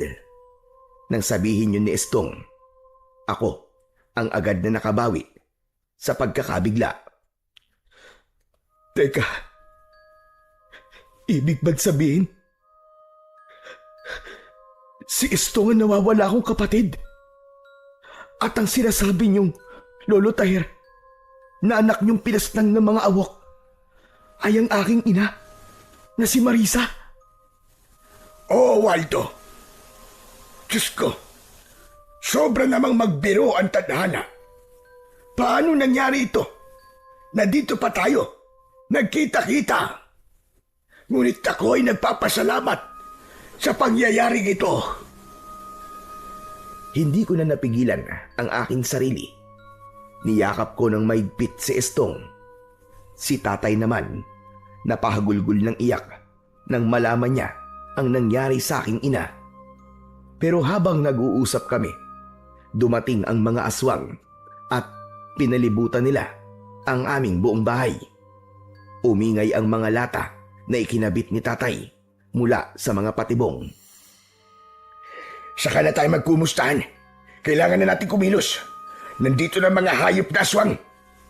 Hindi maaari ito. Nasundan nila tayo. Dahil sa takot na ipinakita ni Lolo Taher, nag-aalala na rin ang mga kasama naming bihag. Mga kasama, sandali lang. Kumalma kayo. Huwag kayong matakot. Walang mangyayaring masama sa inyo. Lalabas ako. Kayo, Lolo Taher at tatay, ang magbabantay sa loob ng bahay. Kami naman ni Estong, haharapin namin ang mga kalaban. Kabisado namin ang kinaroroonan ng mga patibong. Kaya huwag kayong mag-alala. Kaya namin to. Mananalo tayo sa laban na to. Mag-iingat kayo, mga apo. Pagpalain kayo nawa ng may kapal.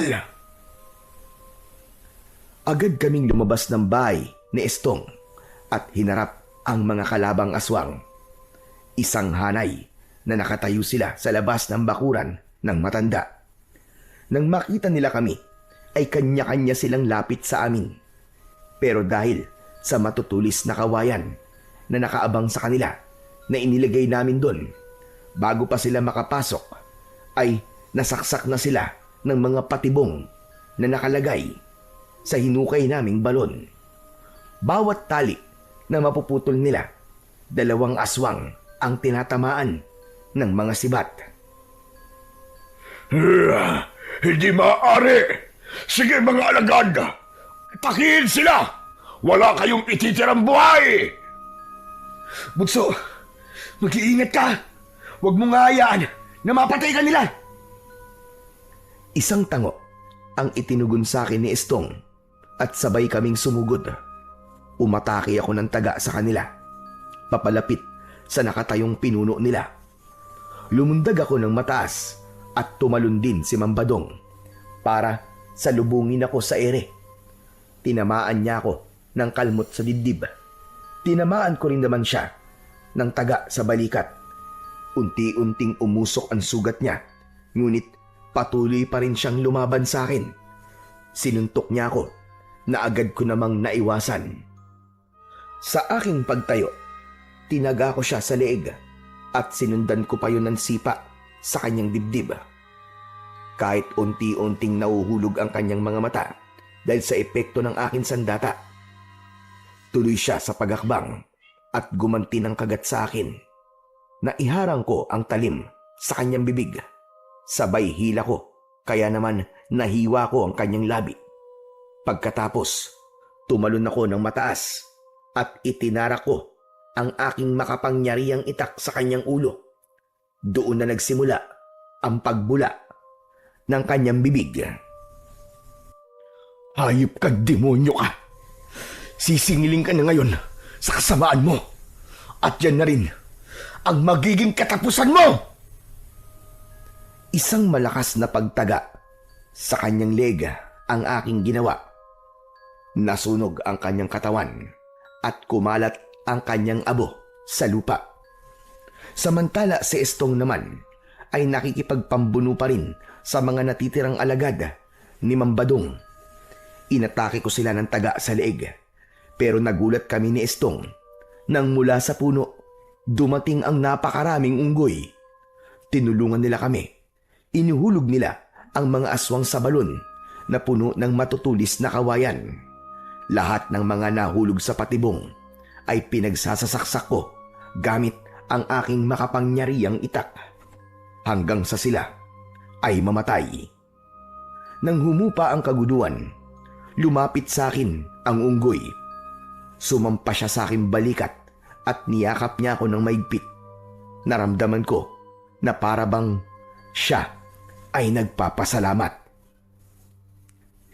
Kaibigang unggoy, maraming salamat din sa tulong mo sa amin. Kundi dahil sa'yo, hindi namin to magagawa. Pagkatapos ko magpasalamat sa kanya, umalis sila sa loob ng bakuran at naglaho sa kakauyan. Hanggang sa lumapit na sa akin ang kapatid kong si Estong. Kuya, paano mo nakakausap ang mga unggoy? Hindi ko siya totoong nakakausap, Estong. Naiintindihan lamang niya kung ano ang aking sinasabi. Siguro naalala niya ang kabaitang ipinakita ko sa kanya. Maya-maya pa ay lumabas ang mga tao sa bahay ni Lolo Tahir. Lumapit sila sa akin at nagpasalamat. Saka kami nag-usap ni Tatay at Lolo Tahir tungkol sa pagiging isang pamilya namin. Pagkatapos ng gabing yon, ay tuluyan na naming nasira ang pugad ng mga aswang. Naubos na ang kanilang lahi at hindi na kami umalis sa baryong yon. Tuluyan na kaming nanirahan sa baryo ng aming ina. Pinuno namin ng masasayang sandali ang panahon na nahiwalay kami sa isa't isa. Sa ngayon, ang medyas na nagbuklod sa aming magkapatid para mahanap ang bawat isa ay nasa pangangalaga pa rin namin, kasama ang aking makapangyarihang itak. Sa kasalukuyan, meron na po kaming sari-sariling pamilya.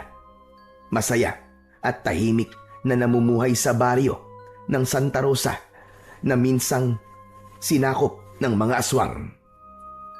Marami po akong natutunan pagkatapos ng nangyari na yon sa amin.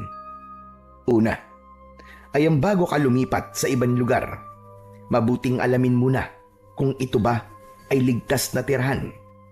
Dahil baka mapunta ka rin sa pugad ng mga aswang. Pangalawa, huwag nating sukuan ang ating pamilya hanggat hindi natin nalalaman kung bakit sila nawala sa atin. Panatilihing maging mabuting tao at sa mga hayop. Dahil baka dumating ang isang araw na sila naman ang magbibigay ng tulong sa atin. Hanggang ngayon po, Sir Blair, hindi ko nakakalimutan ang unggoy na tumulong sa amin. Sa katunayan, palagi siyang bumibisita sa amin. Hanggang sa aking mga anak, itinuturo ko sa kanila na palaging maging mabuti sa mga hayop. Hanggang dito na lamang po ang aking kwento at sana ay kinapulutan po ng aral ng ibang naliligaw ng landas. Nagpapasalamat, Waldo.